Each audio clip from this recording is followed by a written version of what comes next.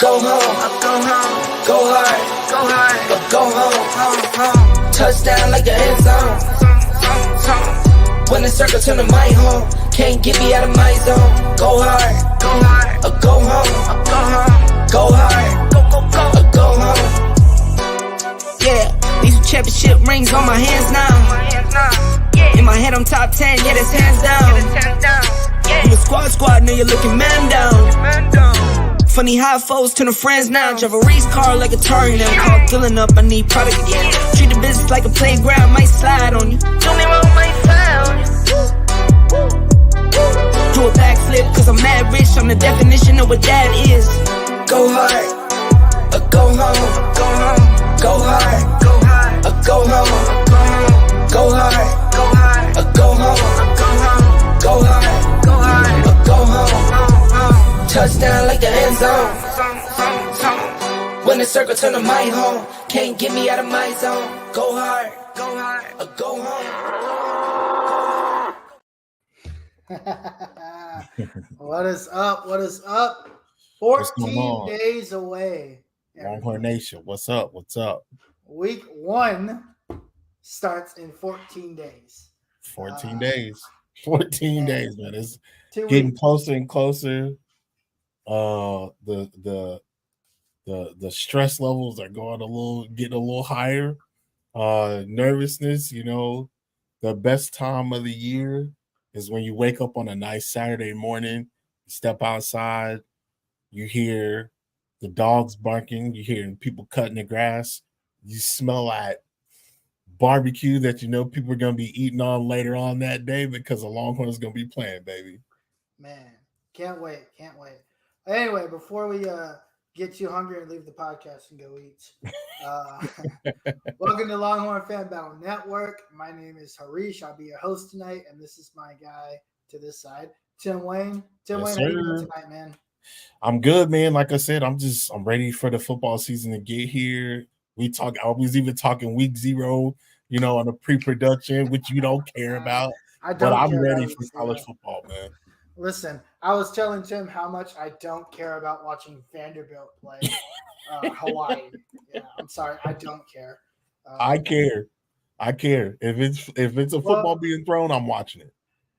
And you know what? And that's why they play the game, because there's guys like you that care about Vanderbilt versus Hawaii. Right. But anyway, I don't care about Vanderbilt or Hawaii because I don't represent or go to either of those schools or never have rooted for either of those schools. Right. One of them gives me a free win for the rest of my life. So after this season, so I'll just be happy about that. But hey, we've got the Rainbow Warriors of Hawaii. No, I really don't. The one time that I did care, remember Colt Brennan, who threw for like 60 touchdowns? That was awesome. That was the one year I cared about them. And that was because it was just cool to see a guy throw that many touchdowns. That was awesome. That was the original Patrick Mahomes. Video game numbers. For those of you that don't know Colt Brennan, you're too young and you shouldn't watch this show. Oh man. But so we've got an interesting night on the show tonight, right? We've got some interesting things going on. There's not really a lot going on. We'll recap the scrimmage. We'll talk about some other things. And I had an interesting topic that I was listening to Rod Babers earlier today, and he mentioned something that I found really interesting. So we'll get into that later. But first and foremost, before we get to any of the fun stuff, I want to shout out to our guys at fanbattlesports.com. Yeah. Please go there for your obviously your Longhorn stuff, as we are finally ready to start posting articles. Last night we've got the page set up. We'll start writing some articles there. But if you're an NFL fan, specifically a fan of the AFC South, you can find all AFC South information there, including teams, all the teams: Colts, Titans, Texans, Jaguars. You can find all the information there. No Cowboys? No Cowboys? Hey, man, if somebody wants to start up a Cowboy show, hit us up from the website. It will come directly to us, and we can always talk. We're always talking about expanding. We're actually in the midst of something big here in a couple more days. So definitely follow us there. Fan Battle Sports. Of course, we just eclipsed 50 followers. Nice. I think we're at 60 to be honest. Nice. But please tell your friends, tell your neighbors, tell your aunt, tell your uncle, tell your cousin, tell your dog. LH Fan Battle on Twitter. We're pretty active, I would say, for only being about 3 weeks old in the community. Right. By we, I mean me. I definitely spend a lot of time on there. So please interact with us. We'd love to chat. I love to chat, whether it's good, bad, or indifferent. Right. I will probably be there being very, very biased to the Texas Longhorns because that's the ultimate of the battle. I'll jump in there too. I like to get in there. I don't get as mixy as you when it comes to like arguing. Yeah. I'll disagree with some stuff and then I'll go on, No, I like to drive arguments into the ground. Right. That's why I'll let you do that. Yeah. I'll let you go on that one. It is called a battle for a reason. Right. So it is right. That's what we're in there for. All right. So yeah, please hit us up on Twitter. We love to interact with folks. Please follow us on Facebook. Right. Sorry, not Facebook. Please follow us on YouTube. I think we just hit 5. I think we just hit like 5 subscribers, so we're getting there. You know, we're still kind of Yeah. small. Yeah. Putting in some work. Yeah. Just tell your neighbors, tell everyone, and it'll be a grand old time. Yep. So Tim, let's start out this week. Yeah. Hear me? Oh, there we are. Yep. Don't know what's going on. All right. So let's start this week by talking about the scrimmage. So this is probably like a mid camp ish. Yeah, no, it's a mid camp scrimmage, right? Right. Camp started in a couple weeks ago, ends in a couple weeks. We are at the midway point of the scrimmage. I read an article today that I went after. Mm-hmm.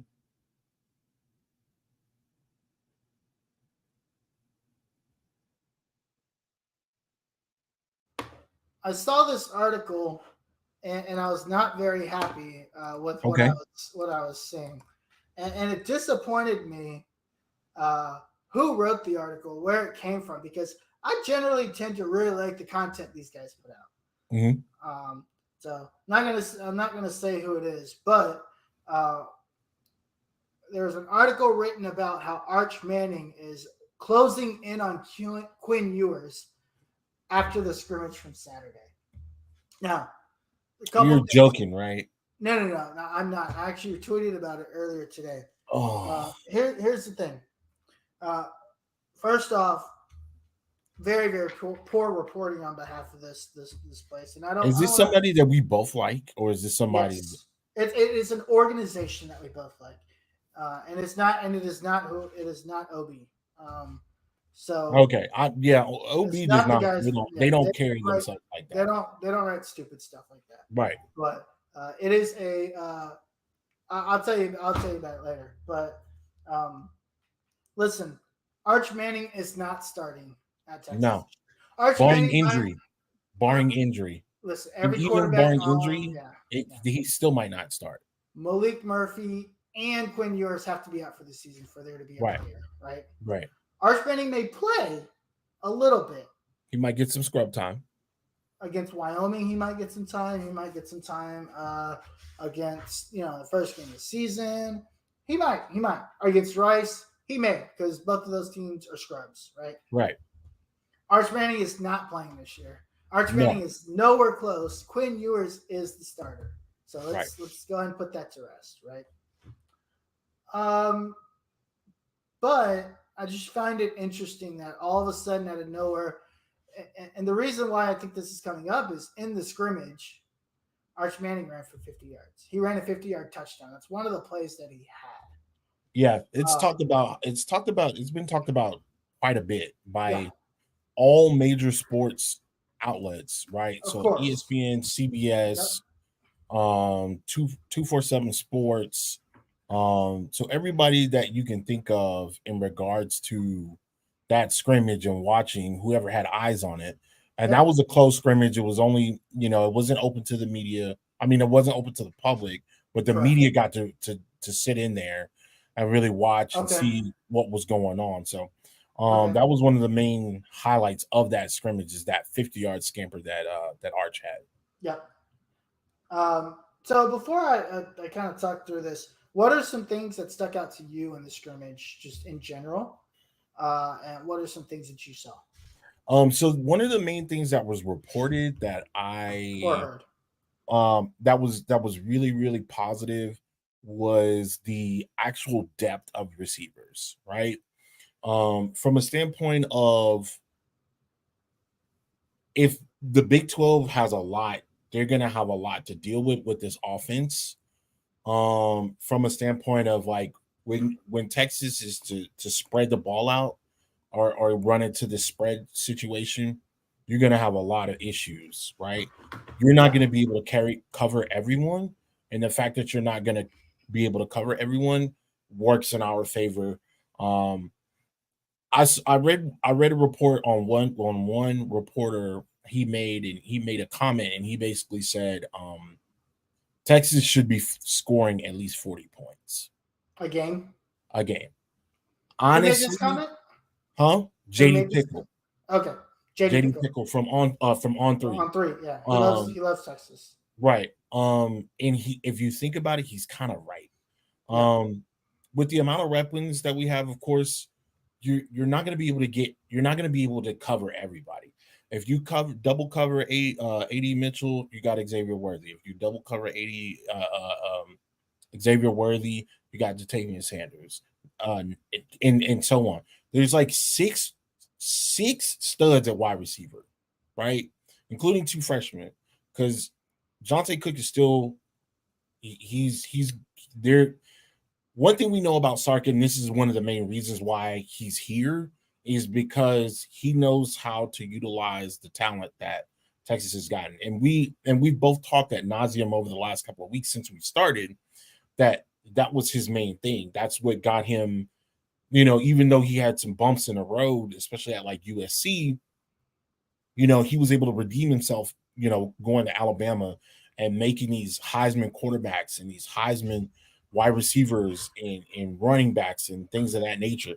And so that was the reason why he was brought in, is to be able to put points on the board and to develop the offensive talent, and to get the right people in the places to just kind of bring the team up to speed, develop the players.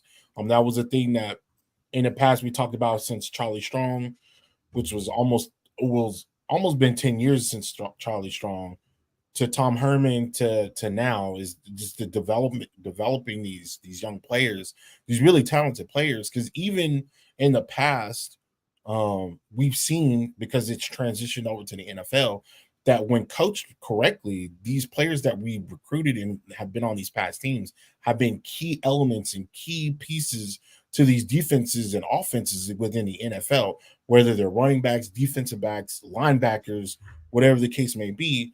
They've been coached up, and now they're making these strides in the next level. Of course, that's what a lot of these kids want to do, is to get to the next level. Yeah. That was one thing that kind of stood out to me the most, is that when JD was mentioning that the fact that we should be scoring 40 points. Now, is that realistic? No, it's not realistic. Is it possible? Yes, it is very much possible. So I mean, 40 points, 13 games is going to be difficult. Period. Yeah. So, which obviously 40 points per game with an offense that hasn't proven that they can do that consistently yet is difficult. What would be a good number for you to say, yep, I think this offense is taking this step, and I think this offense has looked the way I expected them to look. So we have to look at the grand scheme of things and look at how we one thing that which makes I would say our friendship is based off of is logistics, right? Yeah. You tend to be more logical than me, right? Right. I tend to work within the grand scheme. I look at the big picture. You look at the fine details. I think that's why our dynamic is so good and it works so well, whether it be on camera or off. Because we've entertained people ever since we've been friends from that standpoint. Yeah. Logistically, I think if you're scoring 24 points a game, 25 points, 30 points a game in that area, you should be winning majority of your game. Now, I understand that the average football game, average college football game is around 20 points. So if you're going above that, you're doing pretty well. Okay. So to me, if you're in that 24 to 30 range, you're pretty much winning each ball game.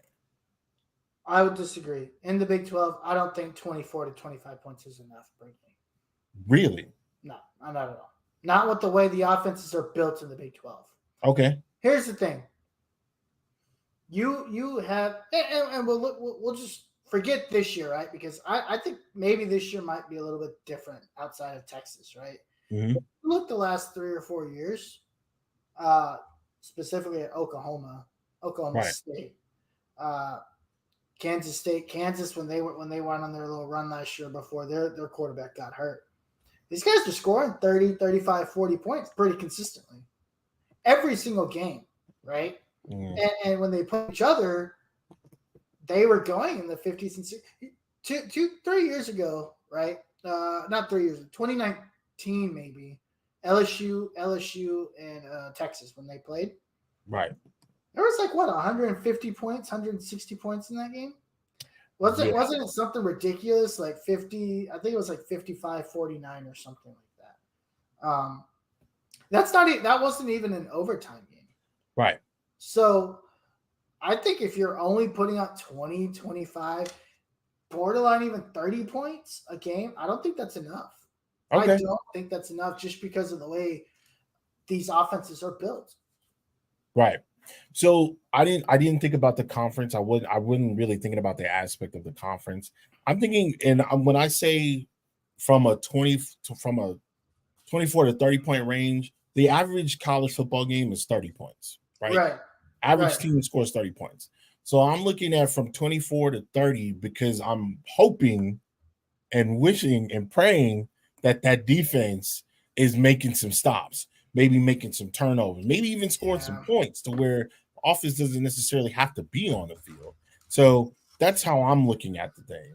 That's how I'm gauging it. That's fair. Now we're talking just straight up Big 12. In order to win the Big 12, yes, you're gonna have to put up a lot of points. That's what the Big 12 is known for, right? The Big 12 is known to put up a lot of points. One of the running jokes that a lot of people in the last couple of years have always said is oh, the Big 12 doesn't play any defense.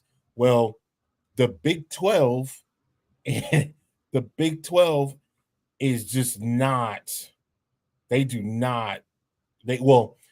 back down when it comes to putting up points. They definitely put up points, and we've seen other conferences get points just hung on them. So that is true. Yes, that is definitely true. Real quick, I want to shout out to my Uncle Tracy here. Uncle Tracy, what's going down? What's going on, Uncle Tracy? How's it going? Thanks for stopping by.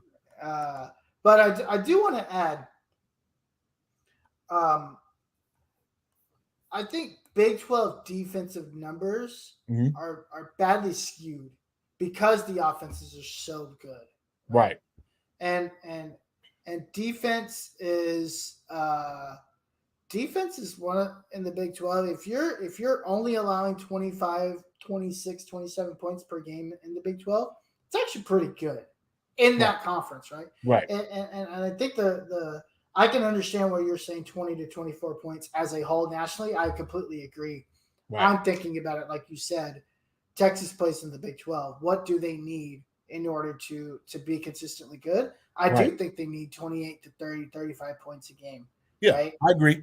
Yeah, and I do. And the reason why I would say it's only that because I do think the defense is good enough to hold them to even less than that. Right. Right. I think Texas's defense, just based on the roster, can hold any of these teams to less than 25 points a game. There's not really a team on the schedule in conference I'm really worried about, except Kansas State. Right. Well, and even Kansas State, but I don't even think the game against Kansas State is going to be. I mean, it's really going to come down to can Will Howard win a shootout? Right. And I gave the prediction last week that I do think Kansas State wins. I don't think they're going to win because of their offense, though. Because Will Howard, I don't know if you know this, Will Howard's never beaten Texas.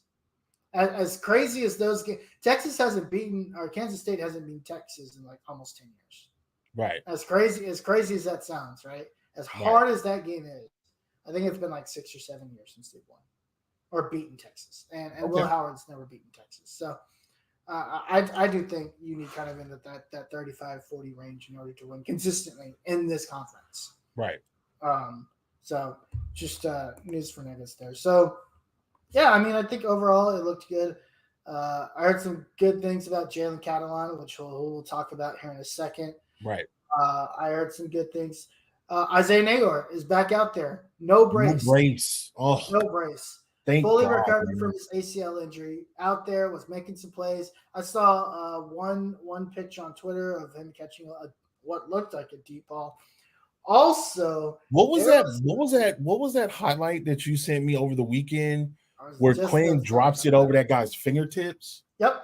Like it goes over his fingertips and he drops it like drops an absolute dime. Right. He threw a nice ball. Yeah. It was a nice ball. It goes over the fingers. I can't remember who it was, but they got up there to try to get the ball. It was the 80 Mitchell. Okay. He was throwing it to 80 Mitchell. I don't remember who the defender was, but I was thinking the first thing I thought about, I was like, man, this is exactly what Tim wanted to see. Right. This is the type of throw that Tim wanted to see. Right. And that's exactly what I sent you a text. I was like, that is exactly what the hell I want to see. I don't want to see nothing less than that. Right. Every single throw needs to be with some type of touch. If there needs to be some velocity there, put the velocity there.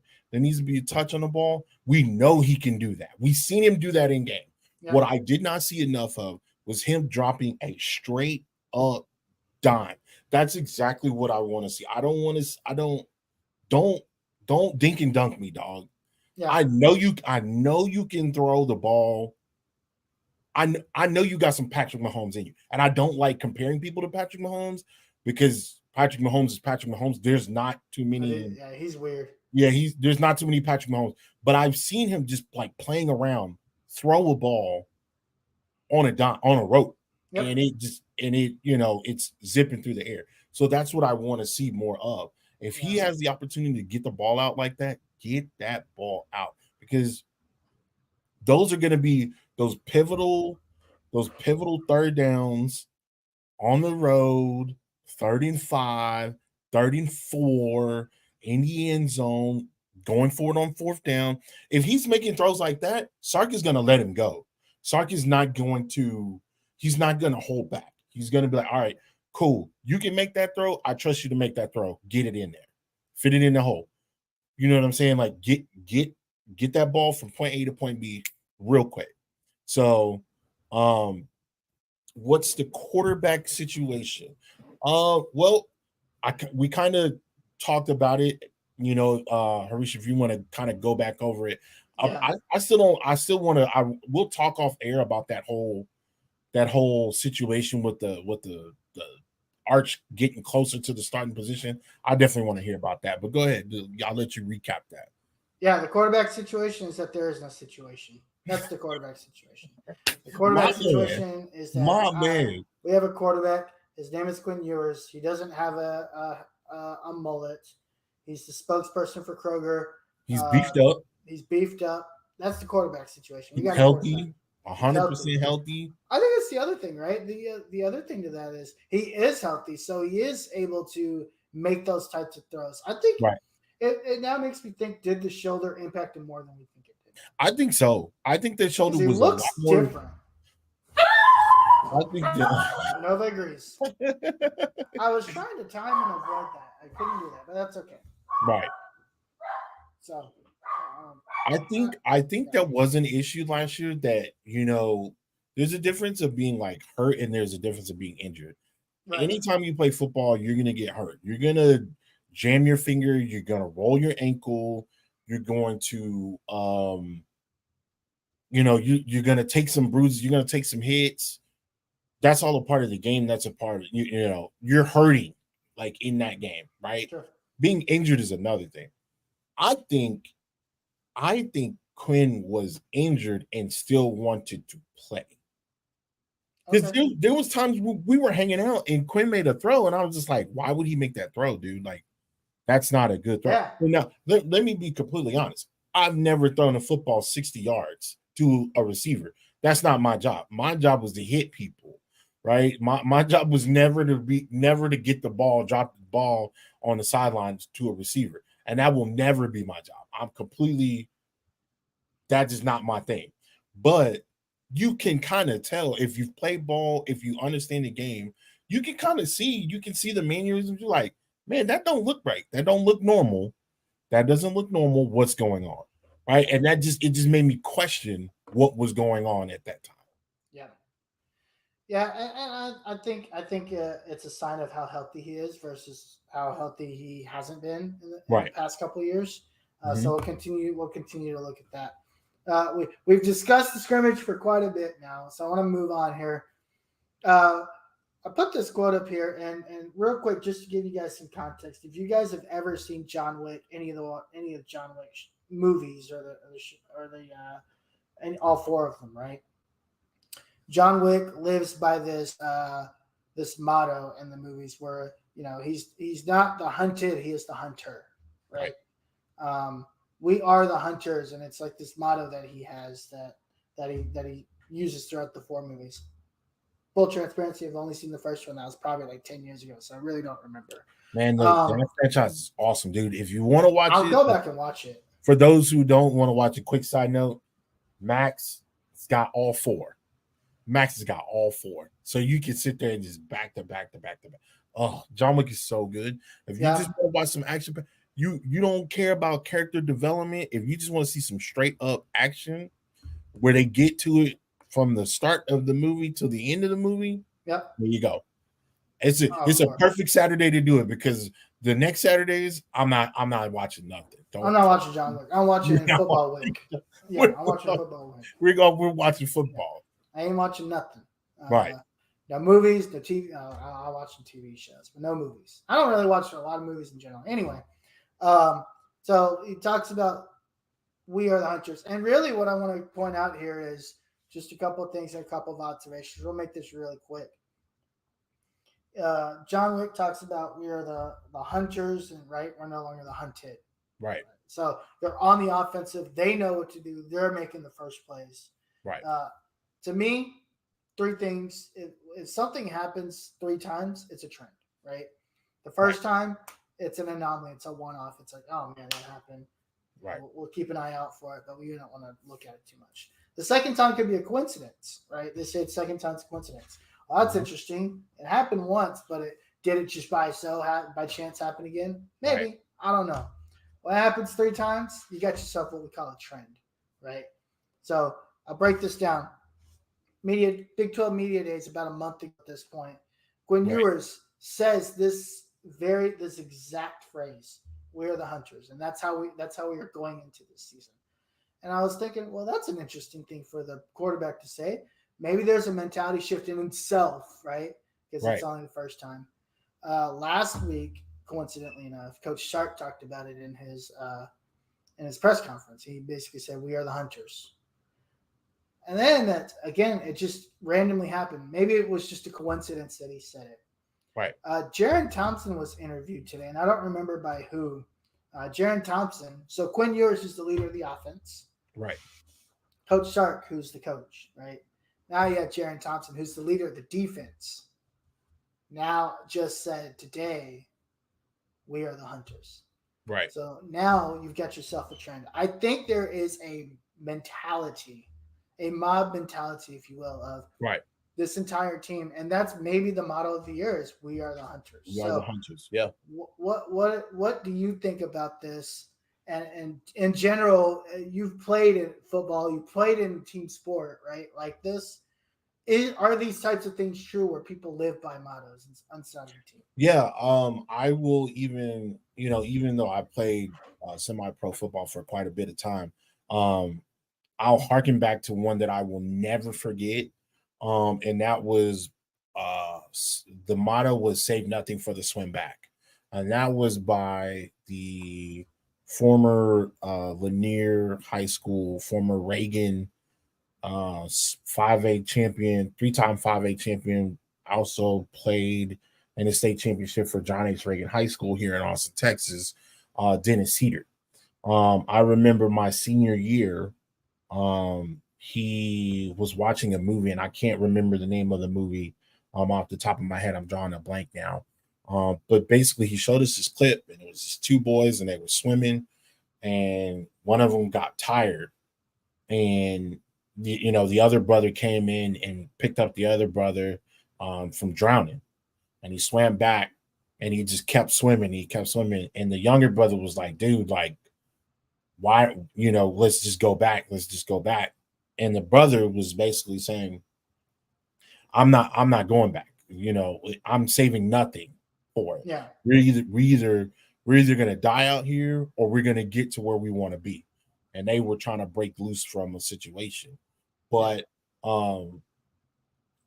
yeah, that is something that to live by. I honestly, I think about that all the time. I think about that message all the time. It was very emotional. I remember it was so impactful that I remember what we were doing. I remember who I was sitting by.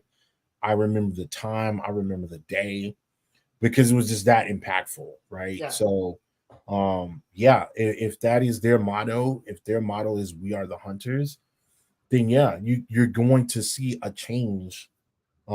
If your coach can reach you in that manner, because at that point that's not even about a situation. That ain't even about the football field, right? That's about like life, right? Right. Right. You want to be the hunter in life. You want to take things head on. You want to, do whatever, right? Because I can look at that in decipher that in many ways. And so I'm pretty sure that's how he presented it. He presented it from a John Wick standpoint on the football field. Yeah, we're the hunters. We're the University of Texas. People people look at us and we don't need to be the hunter. We need to be the hunters. We need to change this mindset. We need to get out of, oh, we're the University of Texas. We're the University of Texas, but we are the hunters. We do the killing, we do the circling, we do we do it all, right? From a life standpoint. The second piece to that, Go ahead. The second piece to that is not only are we the hunters, but we are also the hunted. So we're kind of doing both at the same time. Right. Yeah. We're the hunted. Everybody's going to bring their breath. Yeah. Everybody's going to bring their best when they play Texas. Right. I don't care if you want to believe it, not believe it. It's a known it just is, right? Know for a fact. Ohio State, they know when anytime they step on the field, whether it's ULM, Louisiana Monroe, or if it's Michigan, somebody who's on that team is trying to knock their heads off, right? Right. Somebody believes that they can be the next Appalachian State and beat Ohio, beat Ohio State, or beat A&M, or beat Michigan. Like, you're just gonna get that. If you're Alabama, yeah, people are gonna want to knock your freaking block off. You're Georgia, people want to knock your head off. This is what happens when you breed success. This is what happens when you are a big program. Have we been the biggest winners in the last 10 or 12 years? No. But from a branding standpoint, from the state itself, and from the history within itself, there's a lot of pride that comes with that, with that name draped across your chest, whether you played or not.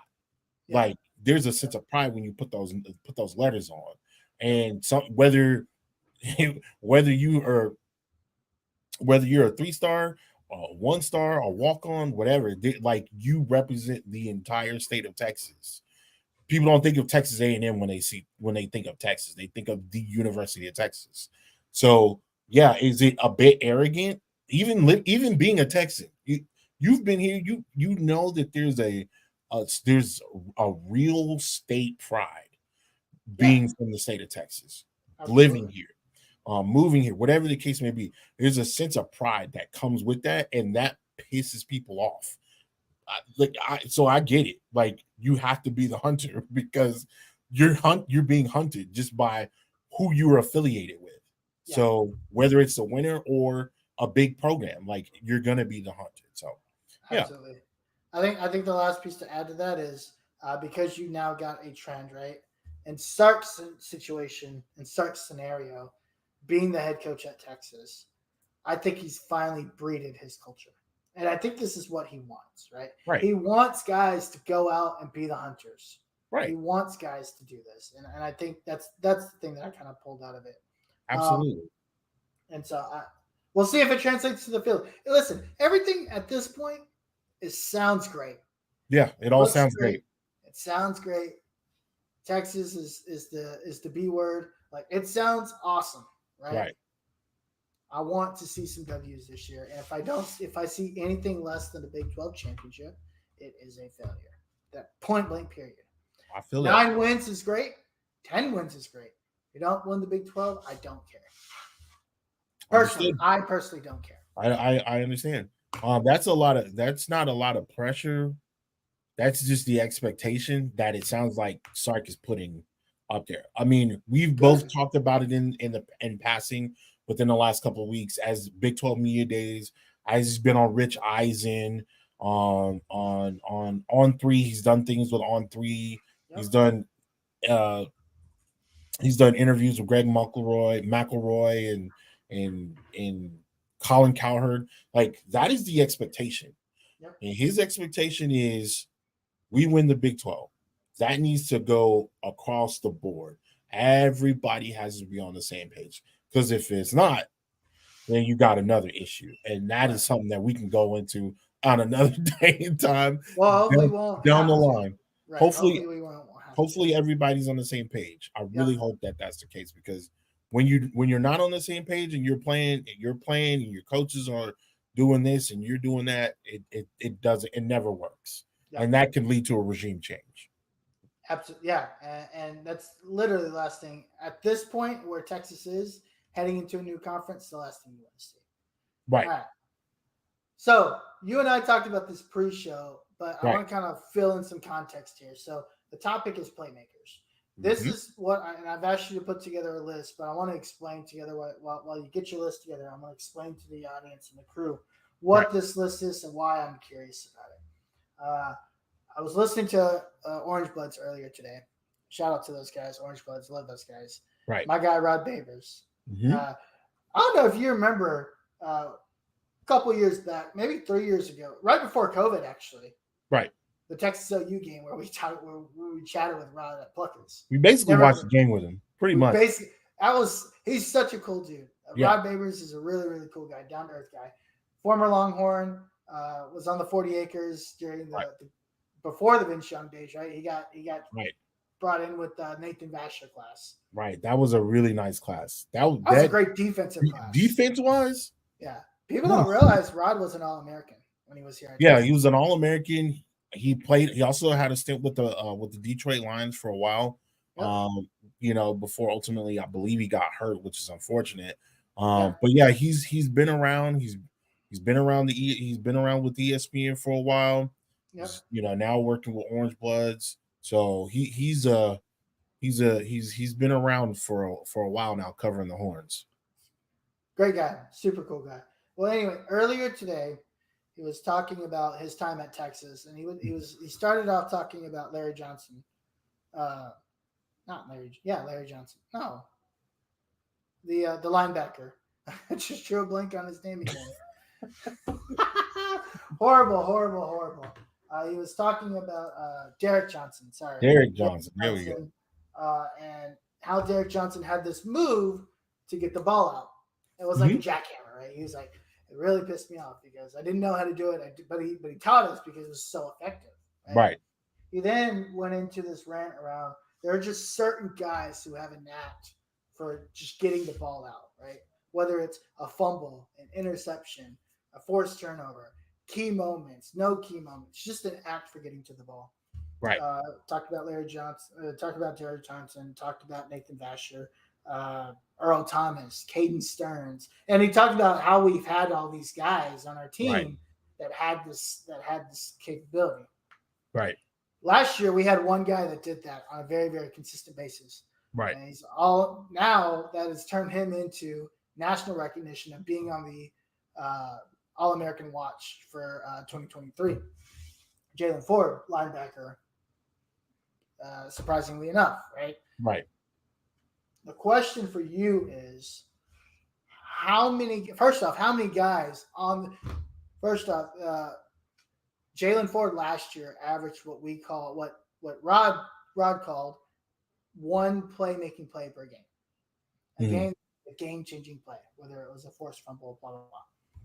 Knowing that, and I'm sure he's still one of them, right? How many guys on this defense match that same criteria today, in your opinion?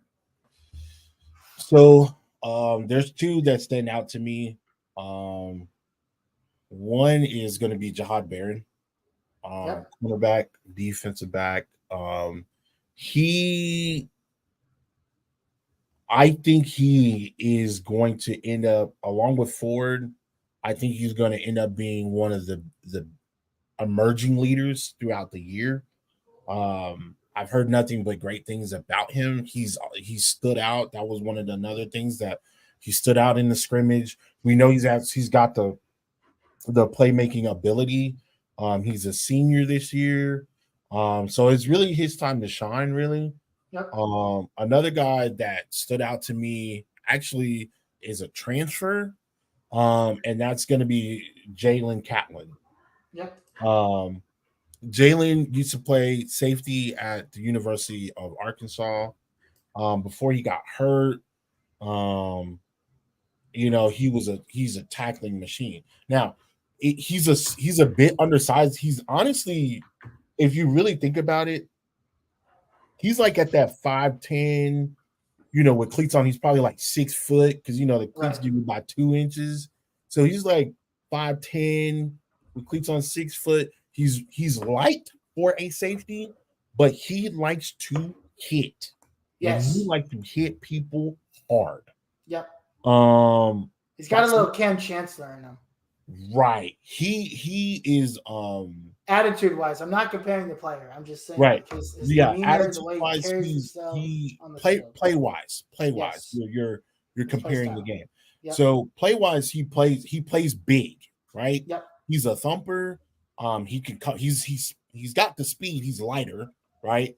This is basically like having a corner at the safety position. Right. So that really stood out to me when he transferred over. I was really shocked. I was actually very shocked that he transferred over. I think a lot of people were. So that was a really big thing. It was a big upgrade though because we were big upgrade. Big upgrade. We were lacking depth in that area, and it's good to see that again. Sark, the position coaches felt a need to get out there because they have said that they have been aggressive in the transfer portal, not to just get players to take people away from other teams, but to actually fill in where they felt like they needed some help or where they felt right in at the position. Right. So for him to come over was really great. I did watch quite a bit of Arkansas because at one point in time, Arkansas was pretty good. Yeah, probably a couple of years ago. That year they slapped us in the face. Well, I'm just saying like based off of last year. At one point in time, they were playing. Oh, last season. Yeah. Okay. Yeah, they had a nice defense. Yep. They had some really. You couldn't just walk into Arkansas last year and just get a win. Right. That wasn't happening. But he was one of the main standouts. So the fact that he's here, maybe he can again add some. I don't know, add some. I don't want to say swagger, but like just kind of bring some pride because it really takes for you to be that small and for you to thump people like the way he does. That gets your defense going. You get somebody that size just wailing on folks. Yeah, that'll do it. I think of Earl Thomas. Earl Thomas was a small guy. What's my man that played for the Saints? He was also a safety. Are you talking about Huff? No, not Huff. He played at Texas after, not Griffin. He played after Earl. God, I can't think of it. Kenny Vaccaro. Kenny Vaccaro. Yeah. Kenny Vaccaro. He was taller, but he wasn't. He didn't look like Cam Chancellor, but he was out here thumping folks. That really gets your defense going. When your defensive backs are laying the hammer on people, that gets the defense from a defensive lineman perspective and from a linebacker perspective. That does a lot. So yeah, that's who I think. Do I think there are potential for more? Yes, but we haven't seen them play, right? Of course, Anthony Hill Jr., of course, I'm thinking about him always. That was the first person that came to my mind, but we haven't really seen him play, and we don't really know where he's going to end up. They have talked so much about moving this guy around. It sounds like they got like almost like a baby Micah Parsons on their hands because they're just saying like, oh, we put him at this place on this drill. We put him on this place at this drill. We put him on this. I feel like at one point in time, like he's going to end up being an edge rusher. Like he might be an edge, or like he might be. That's the intention, right? because This he's year. slated to be a linebacker. Right. But he's slender, he's a slender guy. Of course they're gonna add the weight onto him with working out and stuff, and getting with the nutritionist. So I definitely feel like that's another player potentially, but he hasn't played ball on the college level just yet. Okay. What about you? I've got 5 people on this list. Whoo, give them to me. So here's the thing. The obvious one is Jalen Ford, right? Jalen Ford has done. Of course, it. I'm not even thinking about Jalen Ford we already know how he's proven. He's proven. Putting him in my total. Right. The other one I'm thinking about, and I'm a huge fan of. Right. And you know who I'm about to go to. He's probably my favorite player on the team. Right. Ryan Watts. Love yeah. Ryan Watts. Right. Cornerback, senior, transferred in from Ohio State, is going to bring this defense together. Right. I think that's the guy that kind of sticks out to me. He's not going to be the flashy guy, but again, we're talking about a guy that makes impact plays. He's an impact player. I think he has the opportunity to do that. Right. You already talked about him, Jalen Catalon, so I won't go too deep into it. I really like Byron Murphy. I love me Byron Murphy. I do like Byron Murphy. Byron Murphy's the dog. Right. He's better than what we've had in the last couple of years at that position. We're going to talk about that. Oh my God. Better than Keandre Coburn, who, by the way, there's a handful of guys that we can go in and talk about that are actually really, really good. Keandre Coburn's one of them. Right. But they didn't do anything at Texas because we had 2 coaches that couldn't develop a caterpillar, right? Right. So Keandre Coburn's one of those guys. He's actually sitting on an NFL roster right now. And he might be close to making the 53. So we'll see. Keep an eye out for that. But anyway, Byron Murphy, I think he's going to have a breakout year at that. I think he plays 3 technique. He's a defensive tackle, plays 3 technique.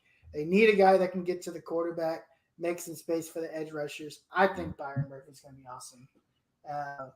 And then the last guy I have, so you picked Jahdae Barron. I'm picking Jaron Thompson. Okay. All right. I'm not knocking that. I like that. That. That's the guy. That's the guy that says we want to be the hunters.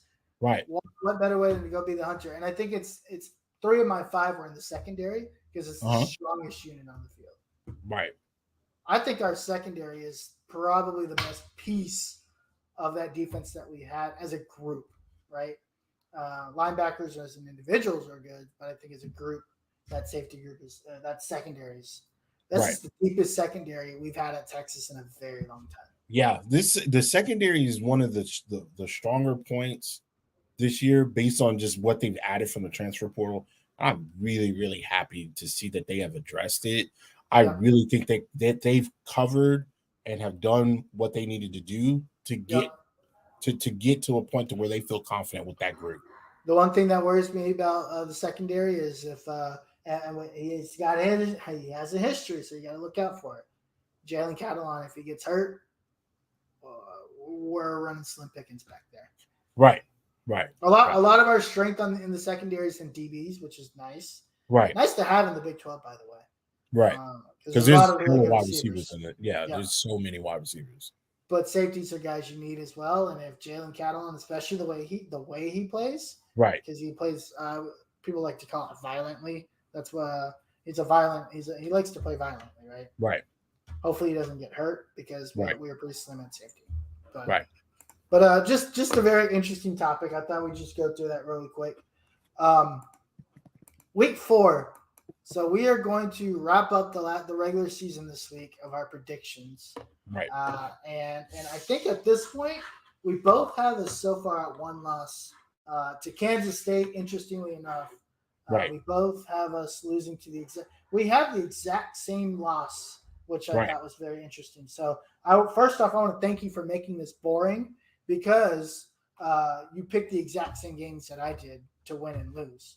So either we are like the same person or you intentionally made this boring. So I appreciate that. I think we both realistically look at what, again, we both know that Texas is very capable of losing at Alabama. We Yeah. know that there are other things that are that could happen. We both know how Oklahoma Texas game could go. It doesn't matter who's there, who's not. Yep. It doesn't matter where they are in the program throughout the year. That game can swing either way, especially the way momentum has it. We've seen it happen. So we're aware of that. We just feel like they've gotten past that point to where they're starting to put complete games together. Well, That is, so. yeah, right. We're hoping that they're able to do that. Gotcha. We've Fair seen enough. flashes of it. We would just like to see it more consistently. And And so, that's basically what it comes down to, right. But there's always that, like I said, like I've stated every week that we've done this. There's always been that one game where you kind of just look over, or you're not paying attention and you mess around, you get thumped. Yep. And Kansas State has always played Texas tough. Whether it be in Manhattan, Kansas, or in Austin, it's always been. I remember one year, I remember seeing Colt McCoy getting knocked on his butt, and they carted him off, and people were calling him Cart McCoy. That sucked.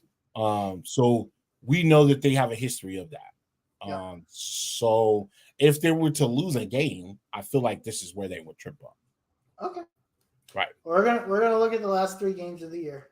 Right. On paper, this should probably the easiest stretch of the season, honestly. Right. Should be.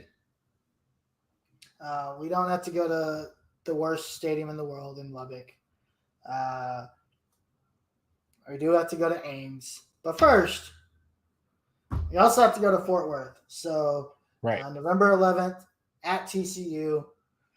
Here, there in Fort Worth. What you got? I have TCU winning this game. I have Texas winning this game. Here's why I have Texas winning this game. I think they know that last year they had the Big 12 title in their hands to punch a ticket in if they don't lose to TCU. If I'm Sark and I'm the coaches, this is where I'm like, hey, these guys won the Big 12 last year, or these guys kicked us out of the Big 12 race last year. We need to go get our get back. Yep. We need to go and throttle them. I'm hoping that they're ranked. I'm hoping they're up high so that Texas can roll in there and throttle them. I want some Alabama, Tennessee, Chattanooga type shit. Like I need that. I need that. I need that. I need Texas to roll in there, put a foot on their neck early, and get them out of the game. So I'm thinking from a revenge standpoint, I'm thinking, hey, this is what needs to happen. The Iowa State game, Brock Purdy ain't there no more. Okay, Brock Purdy gone. He been gone. Busy at the casino down there in Ames. Right, Brock Purdy gone. Right, so I'm not worried about that. Do they play Texas hard? Always. Now, especially in Ames. Hopefully, this is so. The timing of this game hasn't been decided yet. So hopefully, it's not. I feel like it's going to be an early morning game. I hope so. I don't want a 2:30 game. I don't think this team does well even in 2:30 games. You think it's either early morning or bright lights, big city? Unless, well, it's not. I think it's just going to be an early morning game because unless Iowa State somehow is like contending, right? I don't think this game matters. Right, and then Texas Tech. Texas Tech is interesting because, of course, of the wide receiver that they got, the quarterback that they got. Tyler Show? That dude sucks. Hey, man, people in Lubbock, the fans in Lubbock really feel like they got something good going on there, and they might have. You know what I mean? We don't know yet. But until I see what happens, I'm going to say Texas is going. Now, I have the right to change that if we get to week 5 and Texas Tech is like throttling people. Then I'm going to be like, all right, well, hold on now. Yeah. But we're not playing in Tech, and that is how that's the only thing. I hate playing in Tech. God, it's an eye roll because it's usually nasty. It's usually slow. It's usually like cold for some reason. And this game is something weird happens. Somebody gets injured. Somebody gets knocked. I don't know for this, but with I feel like we're gonna win that game. I feel like we're gonna win that game. Again, you got a freshman quarterback at Texas Tech. You got a freshman big time wide receiver there. We'll see how things go. We'll see if they'll be able to step up and compete in the big lights, because that's the night game. That's going to be probably the primetime game of the night. It's at 6:30 on Thanksgiving night. Outside of the NFL, that's Black Friday. going to be the game. I just realized that was the Black Friday. Yep. Wait, that's here. Right, it is here. That's not Thanksgiving Day. Thanksgiving's on Thursdays. Right. This is Friday. Okay. You're right. Okay. Okay, so that you put us at 11-1. Right. All right. I think we lose to TCU. Back-to-back losses. Last week we talked about how hard Kansas State plays us. Right. We talk about, these teams that we just can't beat, or they always play us tough and we have to scrape our ways. I think I'm probably not joking. In the last 10 to 15 years, I think we've only beaten TCU like twice. Yeah, it is twice. I can only remember beating since they've joined the conference. It's been very weird. Yeah. Yeah. It's been a very weird. It's just one of those schools that I have remember, and I really hope that's not the case. Right. But now, if we were at home, I'd be all over this. Right. We couldn't beat these guys at home last year with the best running back in the nation. We could, bro. It was a weird game. I get it, and that's the problem. Weird. That's the problem. And we should always play weird games against teams like this, right? It's I think we lose to TCU. Okay. I think we throttle Iowa State. I think we blow them out the water. Probably 40, 50 points. Right. And Arch might play in that game too, right? Because you get 4 games as a red shirt. Right. Without breaking it. And I think we throttle Tech. I don't think the Tech game is close. Okay. 2 years ago, we put up 70 on Tech. At home. I don't know if you remember that. I remember that because it was my wedding day that we played Tech. We put up 70 on that game. Right. So I definitely remember that day. Do you remember Deonta Foreman? Do you remember Deonta Foreman versus Patrick Mahomes? Do you remember that? Yes. Well, Deonta Foreman had like 200. No, he had like 300 yards rushing in a game. Yes. And they Patrick still Mahomes, lost that game. Right. And Patrick Mahomes was throwing like crazy. Yeah. They lost that game because Tom Herman can't coach. And that game was in the rain. It was in the rain in Lubbock, right? It was here in Austin. Oh no, it was here. Right. It was it was Thanksgiving, Friday after Thanksgiving. Yeah. Yeah. It was not Friday. I remember that was brutal. That was a brutal game. I don't see anything like that. And even if I do, I think, but hey, that still puts us as 10-2. Mm-hmm. Even though we lose to TCU, I don't think TCU is anywhere in the picture. I think they have a big drop off this year. Okay. I do think it's Texas, Kansas State, and then everybody else. Right. I think Texas will have a spot in the Big 12 championship sealed up before that TCU. Right. Okay. And if they don't, they'll win the last game. So even with the loss, you still have Texas in the Big 12 championship. Oh, 100%. Okay. Yeah. Who do you have Texas playing in the Big 12 championship? Kansas State. Yep, me too. Yeah. So, all right. Well, next week we'll take a look at predictions for the Big 12 championship, and then where we see them beyond that. You have them at 11-1. Right. I'll be greatly happy with this city. Will be. It'll be because now we're talking. Now we're talking playoff. Now we're talking borderline playoff. Maybe depending on what happens. 2 losses doesn't keep you out of it. You're in the conversation. Right. So right. Regardless, I think we're in the conversation, which is exciting. I just need to see the reality of that happening. Right. So we'll talk about that next week. You have it 11-1. I have them at 10-2. Right. Losing back-to-back games. Right.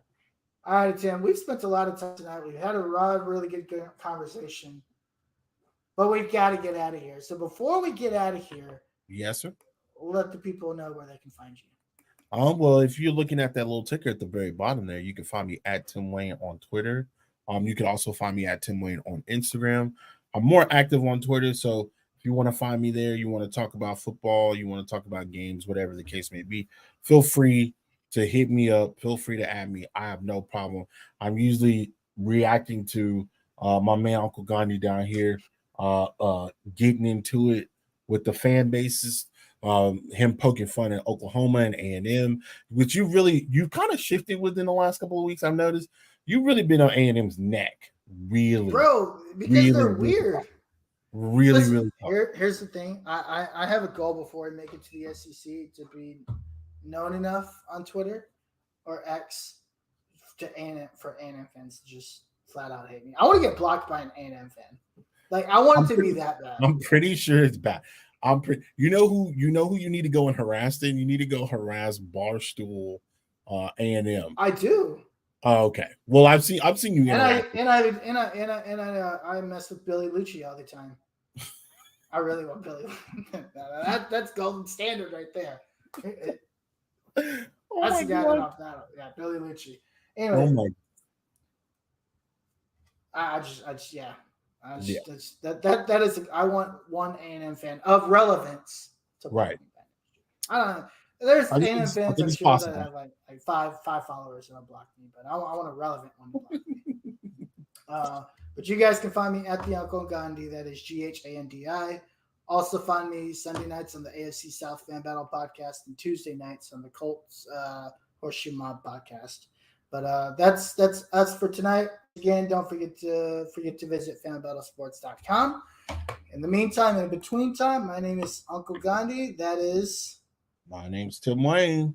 We're out of here. Peace. Go home. Touchdown like the end zone.